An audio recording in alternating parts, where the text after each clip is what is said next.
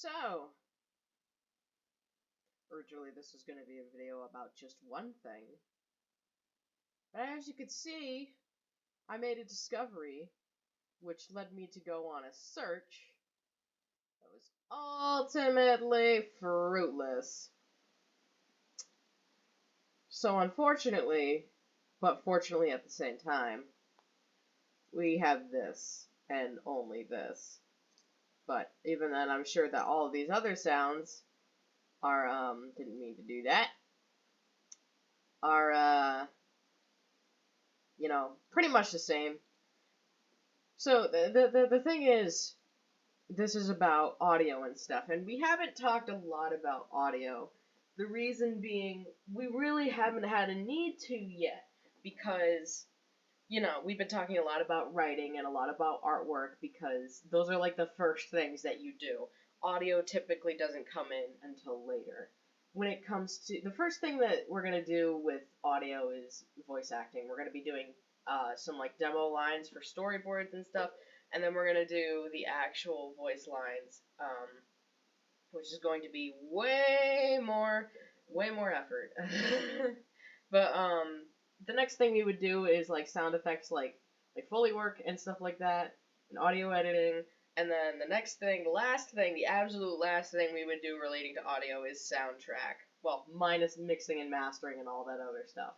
But when in terms of sound creation, soundtrack is the very last thing. But in the meantime, we do have these sounds to take into consideration, and that's also because I'm utterly stoked about it. Like, these sound effects have been something I have been jonesing for a long time, because I knew there was a lot of them, and they were unique to this character, and I thought they sounded so nice. And then I found out there's literally 12 of them layered on top of each other. It was 12. Like, that's a lot of sound effects. Like, this character just merely moves and all these sound effects play. And you know what? You know what else? I don't even think if I recall correctly, none of these sound effects are the jingle bells. So even then, you can't, that's, without taking jingle bells into account, that's a lot of sound effects still, for a single character. And, yeah. The other thing I wanted to talk about was, there's this kind of thing that people think that, like, if sorry, I thought I broke something for a second. If a project is like left alone for a while, people think it's dead if you're not constantly working on it. That's a myth, and it's very, it kind of reeks of internalized capitalism. But here's the thing about indie projects and passion projects and such, is that they can always come back. Like, in the industry, they'll go on and on about, like, oh, this project, we had so much stuff done for it, but we can never ever bring it back because we decided not to do it. So we're never ever gonna do it, and its time has come and gone. And I think that's weird, because it's not something that's like impossible. But of course, there's some imaginary numbers or something going on, and not imaginary numbers as in imaginary numbers, but imaginary numbers as in numbers that they literally made the fuck up.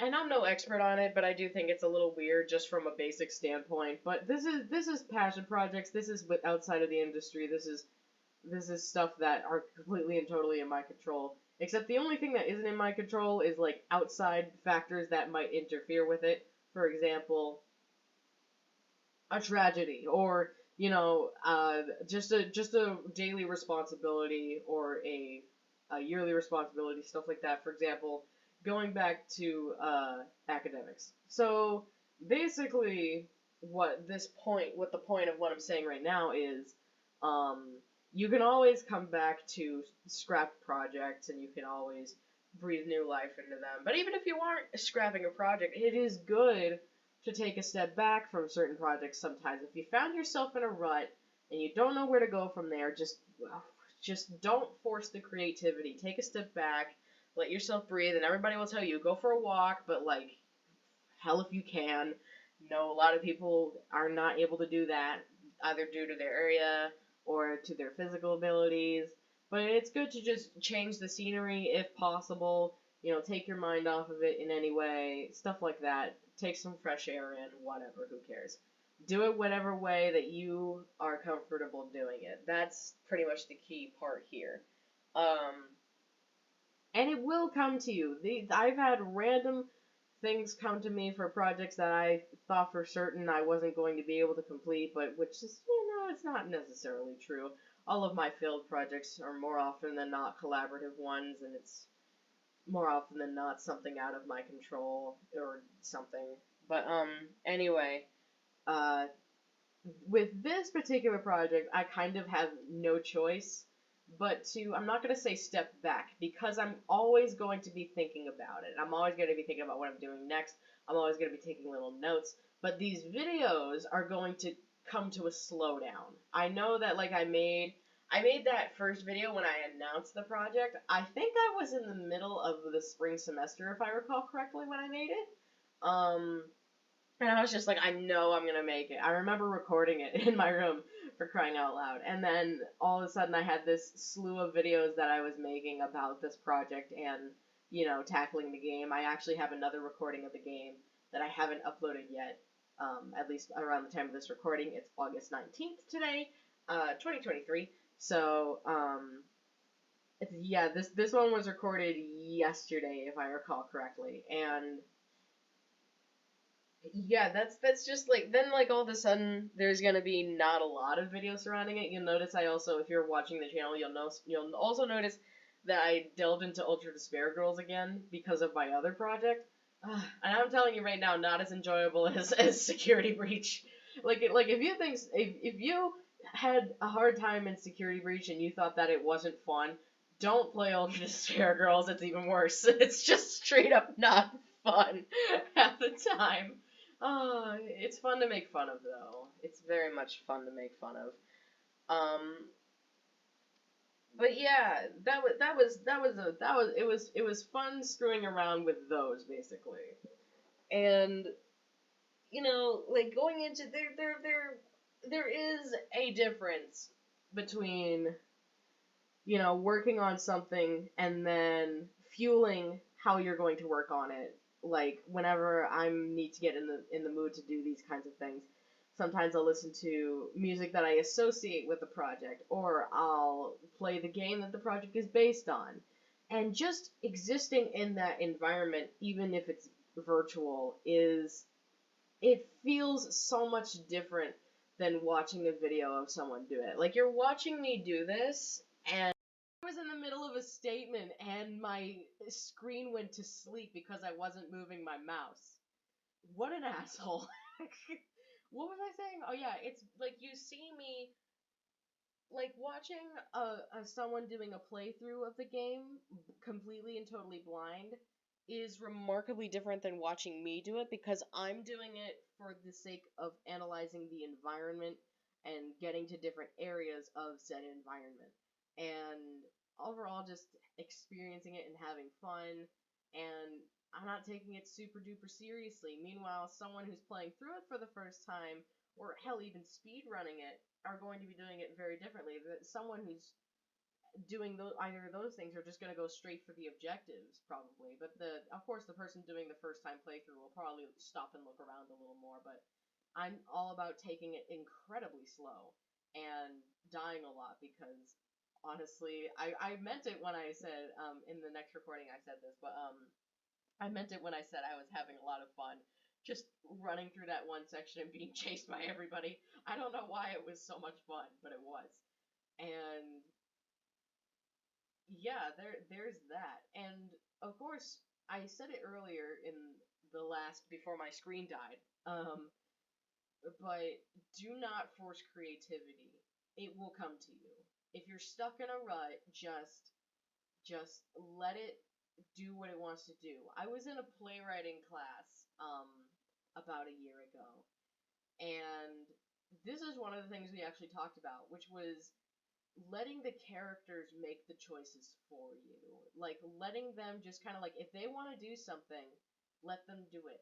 The key thing that we kept saying in that class was write rust, which means you're going to write something down, and it's probably gonna be shit. The first time around, it's probably gonna be crap. But, like, honestly, that is fine because you're writing something and it can eventually be polished into what is the final draft, basically. It doesn't matter if it's shit the first time around because it's a ground basis of what you're gonna create your final draft on top of.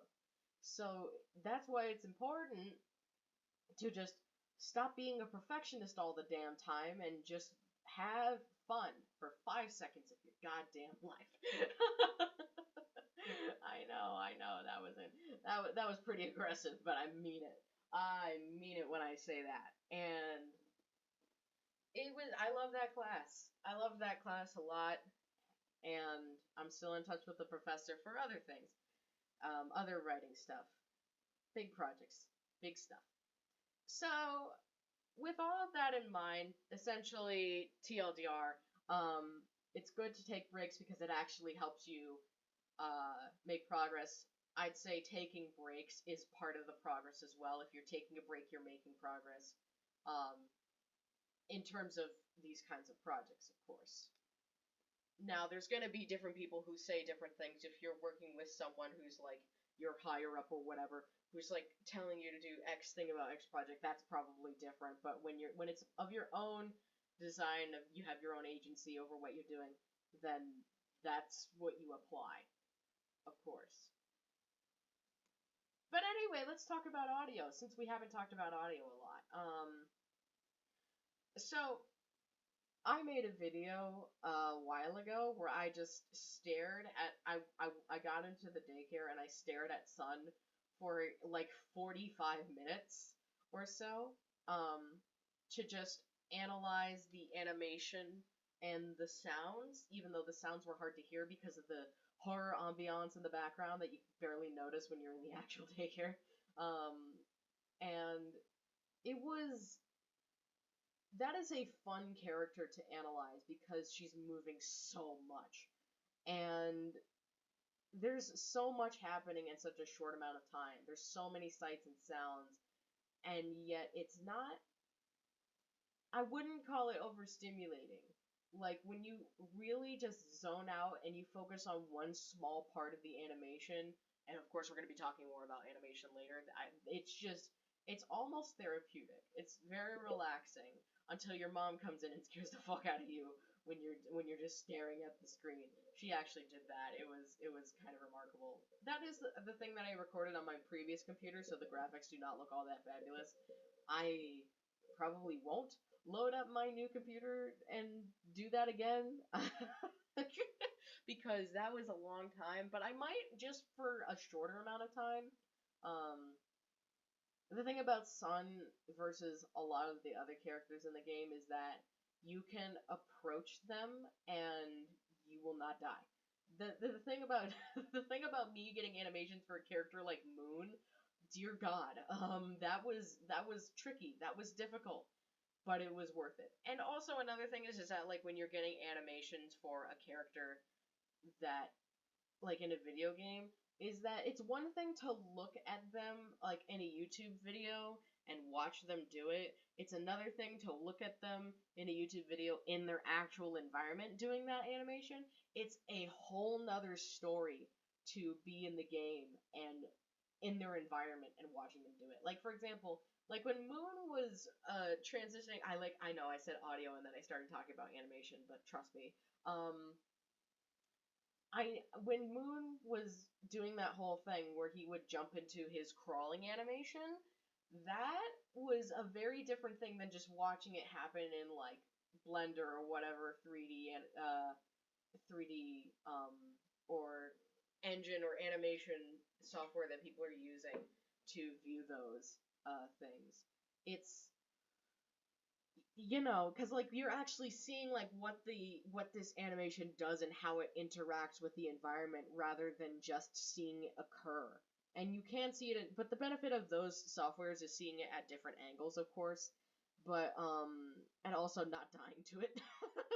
But it feels so much different. Like whenever I watched a video of Sun, I'd be like, okay, that's interesting. But when I actually got into the game and got to look at her, that felt different because I was completely in control, and it was interesting. It was interesting to see how different it feels, and I recorded the whole thing and I uploaded the whole video. Yeah, but like none of you guys, unless you've done that for yourself, are gonna know how that feels. And like that goes for any game, just about. That goes for a lot of different things. It's like traveling in a sense of like, like you can look at pictures of the Grand Canyon, you can look at pictures of Niagara Falls and shit like that, but when you actually go there, you feel completely different. Like, first of all, you realize how fucking small you are compared to the world, but then there's that then there's that. Of course, like, people love to hear about like sizes and dimensions of certain characters in games and such because they are able to get a sense of like how big or small this character is compared to them, and they use their imagination to try and envision it. And then like you got people like the regular sauce making these costumes, these amazing costumes, like the Glamrock Freddy, for example, is a popular example, and you actually get to see the damn thing standing in front of you, and you're just like, whoa, holy shit, which is something that I can only imagine because I've never actually encountered that in person. Not that I would, I'm far fucking away. So that the point is basically it's like it feels different when you see it in a video or a picture versus when you're actually experiencing it for yourself, whether that be something in real life or in a video game even. Um, but yeah, it's exciting and it's incredibly interesting. So now for real this time, let's talk about audio. My goodness gracious. Me and my tangents. So these are the sounds that play when you hear these are the sounds that play when Sun is moving around. There's this one.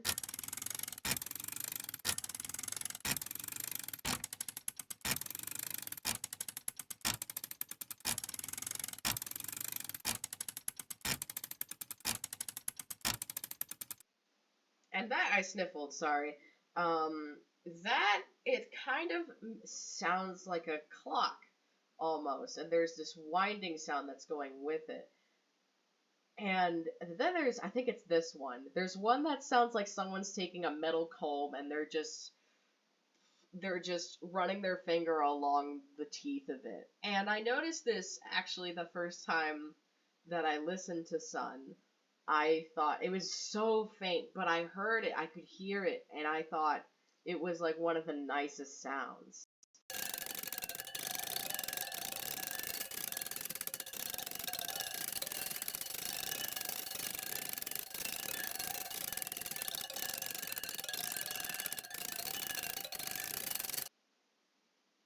Of course, you couple that, I'm not going to be able to hit these two at the same time.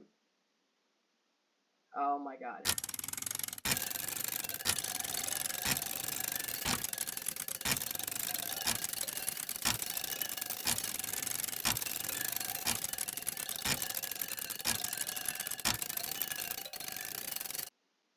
I kind of got it.